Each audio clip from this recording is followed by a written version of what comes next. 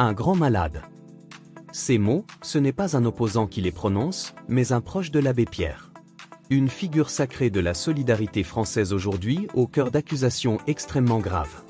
Que révèlent réellement les nouveaux rapports, et comment regarder désormais l'héritage de l'abbé Pierre?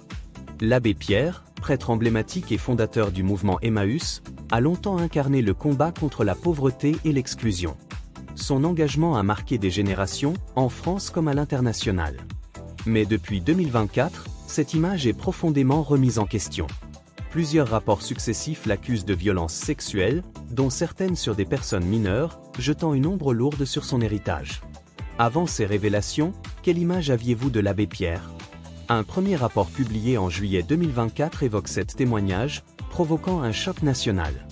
En septembre, un second rapport fait état de 17 nouvelles accusations, poussant la Fondation Abbé Pierre à annoncer un changement de nom.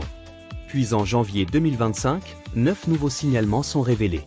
Enfin, un rapport récent du cabinet spécialisé EGAE recense 12 nouvelles victimes, dont 7 mineures au moment des faits. Au total, 45 signalements visent aujourd'hui l'abbé Pierre, décédé en 2007. Dans ce contexte, la parole d'un proche résonne particulièrement. Certains témoignages évoquent un homme profondément troublé, allant jusqu'à le qualifier de « grand malade ». Des mots forts, qui contrastent brutalement avec l'image publique longtemps entretenue. Le philosophe Frédéric Lenoir, qui a collaboré avec l'abbé Pierre, revient aujourd'hui sur une confession passée. Dans un livre, le prêtre lui avait déclaré spontanément « Je n'ai pas tenu mon vœu de chasteté. J'ai eu quelques histoires ».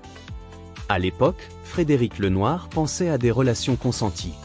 Avec le recul, ces mots prennent une dimension totalement différente, provoquant chez lui un choc profond.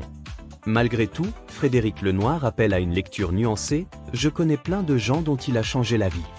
Il faut garder ces deux choses. » Un dilemme qui traverse aujourd'hui la société française. Comment concilier l'œuvre sociale immense et la gravité des accusations?